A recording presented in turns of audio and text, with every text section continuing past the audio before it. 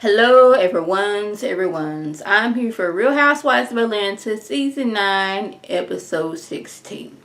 Now before we get into this review, go ahead and give us a thumbs up. Go ahead and hit subscribe and make sure your notifications are on. So I'm going to start off with Kandi and PHAEDRA.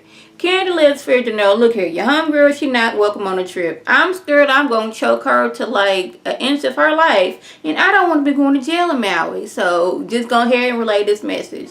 So PHAEDRA takes her tail up at the porch's room. And this is when I had to like give PHAEDRA a side eye. Like, you couldn't have dug that swimsuit at your tail before you got to this girl's room. Because you was all the way up in your tail. Like, you said this was an 18-year-old swimsuit. Now, Trish, there is nothing in my wardrobe or anything that I've had since I was 18 years old. Can't fit it no more. The girl could used to eat all that she wanted to. I hit age 26 and my body was like, no ma'am, you can't do that no more. You even look at a cookie, you doggone gain half a pound. So while PHAEDRA thought she was gonna fit this swimsuit that she had when she was 18 is beyond me. Like, girl, once you put it on, I know you felt that it was snug. You couldn't have went down to the gift shop and like, okay, I'm gonna get me a new swimsuit. You couldn't have doggone, if you didn't want to do that, you couldn't have like handled that situation outside of Portia and Ty's room. I know you and Portia, that's y'all kind of get down, but like Ty wasn't sitting there trying to look at you dig all up in your tail. I'm like, girl, like PHAEDRA, really? We're sitting here on camera in front of this man that you don't really know for real, and you digging clear all up in your tail? Really? This is the face I was making when I was sitting there listening Bob and all his I'm sweating for no reason. I'm sitting here in AC, but I'm still sweating tail. I was like, yes, this whole time. They're talking about Cynthia, how Cynthia and Peter, they're so, getting along so well even though they're getting divorced. And he's saying how it was completely opposite for him and SHEREE. He recalls vividly that they was riding in Vegas and he just looked over at her as he was driving and he just thought, I could take that seatbelt off of her, hit these brakes and just send her tail clear through that window. And I'm looking at Bob like, you shouldn't have said that, because if anything happened to SHEREE slip and twist her ankle, people gonna think you did that. And then he goes further on talking about, but I didn't hit her. Yeah, I ain't never hit you, I ain't never kicked you, I ain't never choked you. And she's looking like, that's a lie. And it's like, well, I don't remember choking you or nothing like that. Like, who forgets choking somebody? Like, how does one forget doing that? And then he says out of his steel, I'm sweating in a car that has AC on and I'm just sitting here. Says, well, if I had choked you, I'm sorry. I must have not choked you hard enough. I'm looking at Bob like, Bob, what is wrong with you? There is about to be some, and he's sitting there like he didn't just pay her attention. And to add to that, he's gonna have the nerve, gone audacity after PHAEDRA had to tell him like 50 million times, apologize. He gonna try to like comfort her, like, it's alright, boo, that I did choke you, but I said I forgot. I'm like, you were sitting here saying how you wanted to doggone send her through the doggone windows of y'all car, killing her. And now you're talking about if I had choked you, which I don't remember doing that, I must have not choked you hard enough. See, this is how, I don't know why they thought they should got back together. After that debacle that they was going through a few years ago when they was going through their divorce and he said he wasn't going to pay child support.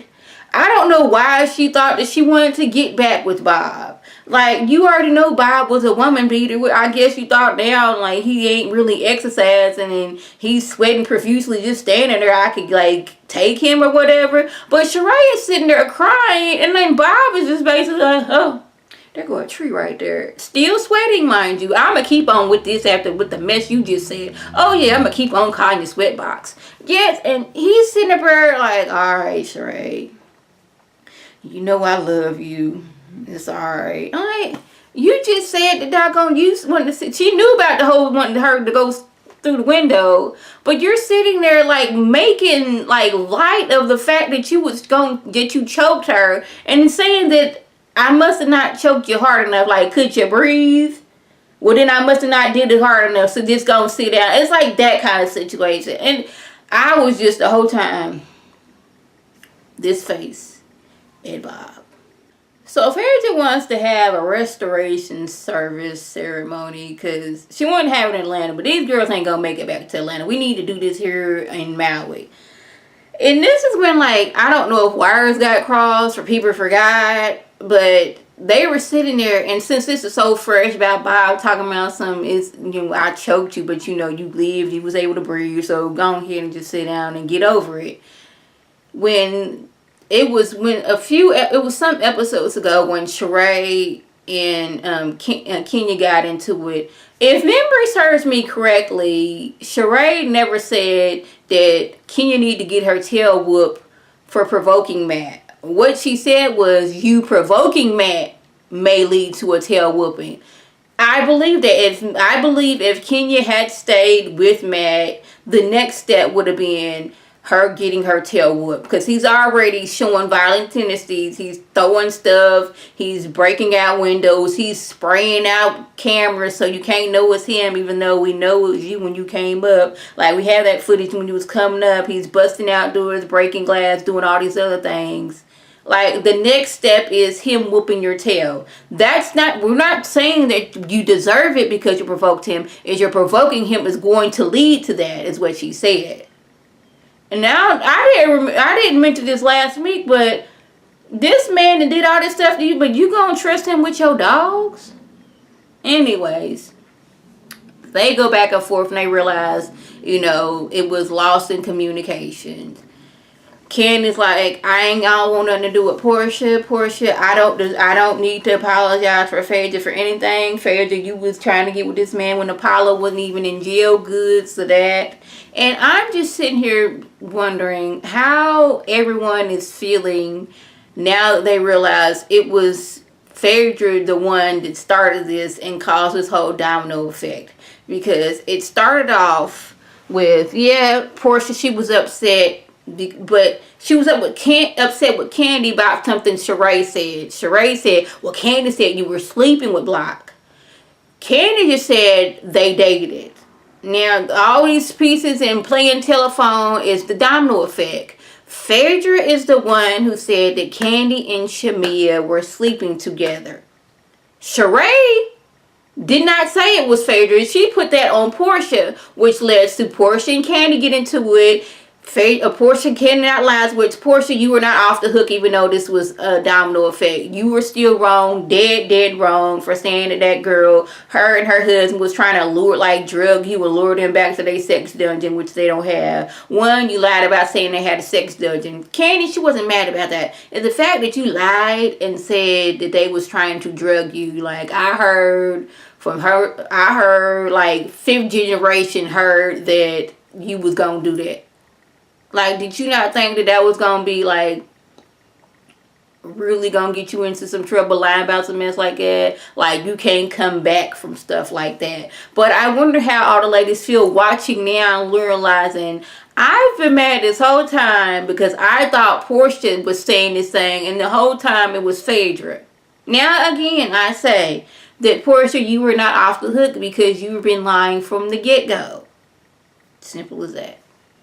So Bob and SHEREE meet up, and he's trying to get her some jewelry, but she's still, like, in her mind, I was trying to give this man a second chance, but clearly he is still the same old Bob. And he's sitting there, like, telling us that he has to laugh and keep from crying about all the wrong things he's done to SHEREE. And she walks off, and he's sitting up there, I'm not laughing, while he's clearly laughing. So that was suggested going on. Oh, they did go on like a little speedboating thing. And Cynthia thought they were going on a yacht. So she had on a long gown-esque dress. Got clearly soaked all the way through. Kenya, y'all know she has a need for speed. She was loving the speedness. Like me, I can't do stuff like that because in my mind, I'm going to fall out of the boat. anything to do with water, I'm scared, because if I'm on a boat, I'm scared. Even if it was a paddle boat. Me and my husband went on a paddle boat some years ago, and I was terrified. Even though like I got a little better, like once I could see that, okay, if I do fall out, I'm not going to drown. But my mind is something in me that's always, I'm always suspicious, and I'm always paranoid about situations like that. Like, I will be the one person that goes get flung from the boat. But it did look fun, but I was like, fun for somebody else, not fun for Trish. It's just not fun for me. So that was the gist went on. If I left anything out, by all means, leave a comment or video response. Like I always, want to thank my subscribers and the people watching my videos. I want you to like this video, comment, and subscribe, and share this video with your friends on Facebook, Twitter, Instagram, and here on YouTube. This is Lady T signing off. Have a good one.